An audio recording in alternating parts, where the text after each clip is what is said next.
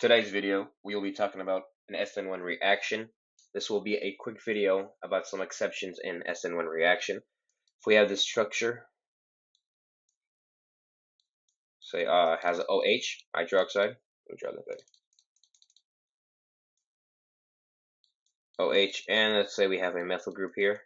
So wedge on the OH and a dash on the methyl group. Let's say this is reacting with HBr and actually with water. So how we know this is an SN1 reaction, we see that there's a secondary carbon, but also we have water in our reagent telling us this is a polar product solvent, meaning an SN1 reaction. An SN1 reaction, for this mechanism, the first step is that the leaving group leaves. That is the first step for an SN1 reaction. But in this case, this is a different case, we have an OH. OH is a bad leaving group. So that means it does not leave first in this problem. So the first thing we need to do is react it with something to make it a better leaving group. In this case, this bromine has 3 lone pairs. It'll have the negative charge, while this hydrogen will have a positive charge. Bromine has the negative charge because it is more electronegative.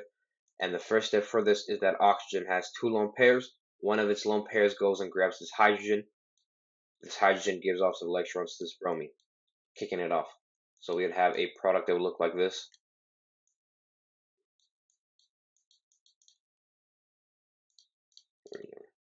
It'll have formed water. This time they'll have actually 2 lone pairs with a positive charge, and we have the bromine as a byproduct on the side.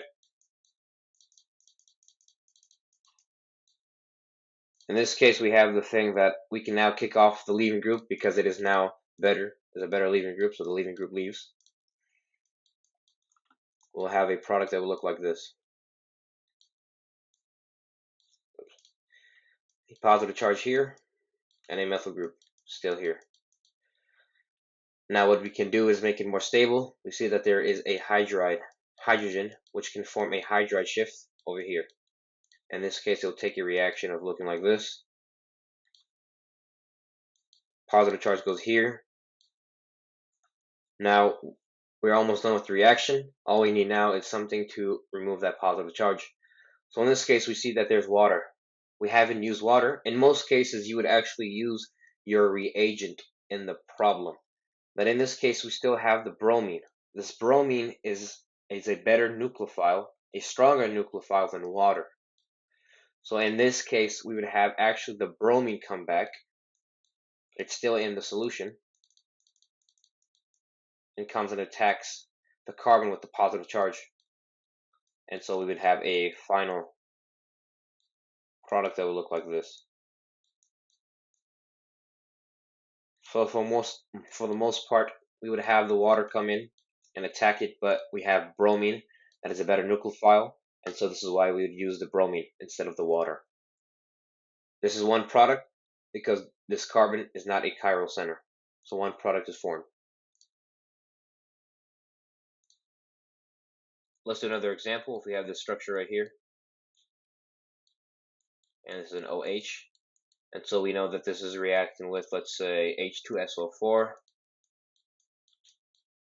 and we have it with methanol, CH3OH. The first thing you want to know is that we have a methanol. This is a polar product solvent, and so this is an SN1 reaction. Now we know that OH is a bad leaving group, so the leaving group does not leave first. That's not the first thing that happens. The first thing that happens is that we got to make it into a better leaving group, so we'll bring out the first reagent, which is H2SO4. All the oxygen has 2 lone pairs on all of them. First step is that the OH oxygen lone pair goes and grabs a hydrogen. This hydrogen gives off the electrons to this oxygen, which gives us a following result of forming water, but this water has 1 lone pair with a positive charge. The second step, now we can actually leave the leaving group. This is better than having OH, and so the leaving group leaves, which will form us a carbocation. Positive charge. In this step, we see that there's a methyl on the left side, so a methyl shift can happen because it is better to have a carbocation formed on a tertiary carbon than having a hydride shift here. So the methyl group goes to the positive charge, the carbon that has the positive charge. This will give us a following reaction of forming the carbocation on this carbon. Now we use our second reagent. We would use the second reagent, but in this case,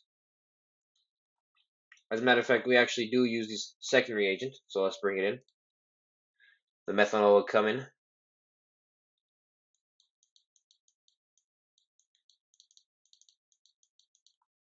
Comes and attacks the carbocation. In this case, we will have this structure.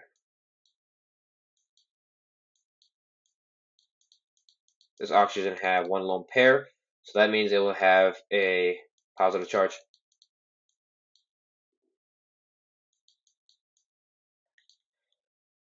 Now, if we want to remove that positive charge, we must bring something to deprotonate it. So in this case, we would normally use our CH3OH as the reagent, but in this case, we have a catalyst that would speed up the reaction. H2SO4 is much stronger base than having a methanol come in. So this is why we bring in the H2SO4, because it's a better nucleophile than a methanol. And so now the oxygen goes and grabs this hydrogen. This hydrogen gives off the electrons to this oxygen. And so we get a final product of looking like this.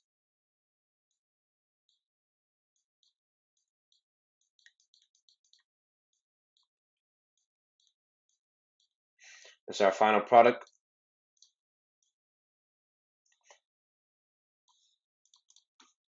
And this carbon is not a chiral center, so no racemic mixture, only one product.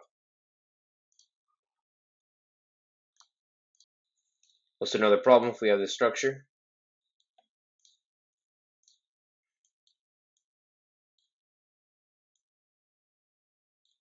And we had an OH over here. So we have two methyls over here and a single methyl over here. So in this case, let's say this is reacting with hydronium, H3O plus, and ethanol. So this is ethanol. So again, we see that this is ethanol. This is a polar product solvent. And so this will happen in an SN1 reaction. We see OH is a bad leaving group. So the leaving group cannot leave. It must have something else to make it leave, a better leaving group. So in this case, we would react it with hydronium. And so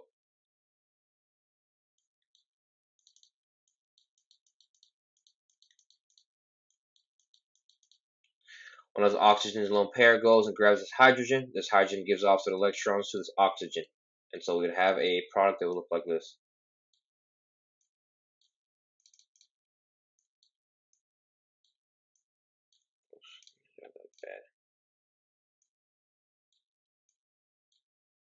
So we have this. Now we have formed water with a positive charge with one lone pair. And we still have this methyl group over here. Now this is a better leaving group. Leaving group leaves. So take us a reaction of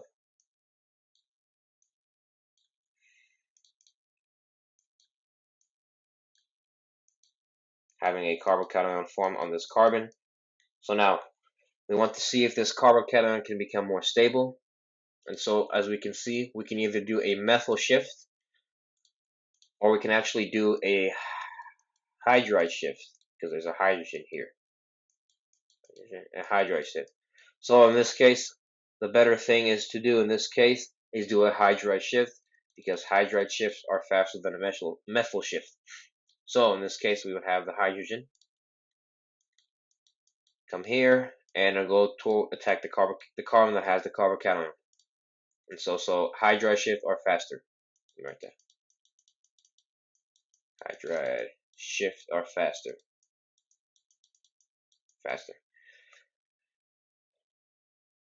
So now this will give us a product of looking like this.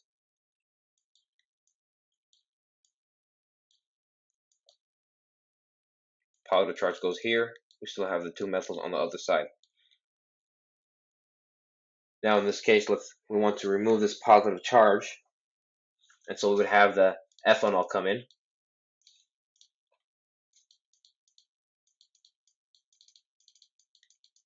As ethanol will come in and attack the carbons that has the positive charge, and so we would get a reaction that would look like this.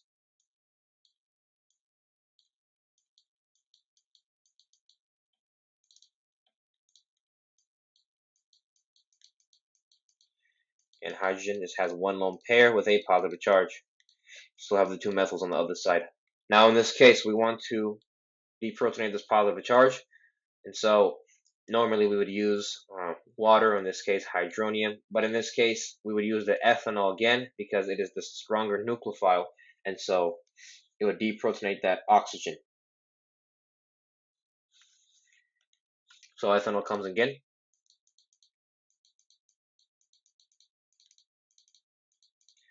Oxygen lone pair would go and grab this hydrogen. This hydrogen gives off the electrons to this oxygen. It will form a product of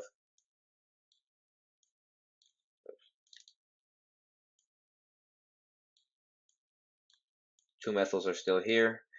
We have now formed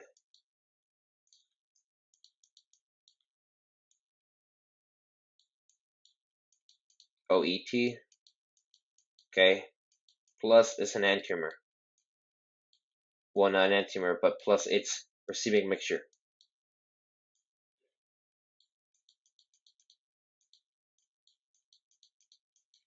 It's a racemic mixture because this carbon over here, they are a chiral center, so two products are formed. And so these are our final answers for this problem.